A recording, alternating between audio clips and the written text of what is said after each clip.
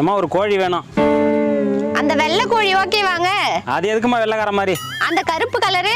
கருப்பு என் குலசாமிக்கே ஆகாது. சிவப்பு கலரு? அது ஆபத்துமா ஒத்து வராது. பச்சை கலரு? பச்சை கலர்ல எங்கடி கோழி இருக்கு? இருந்தா மட்டும் அவர் வாங்கி போடுவாரு. பச்சை மஞ்சள்லாம் வேணாமா? பாத்தியாடா, என்ன கலர் தாங்க வேணும்?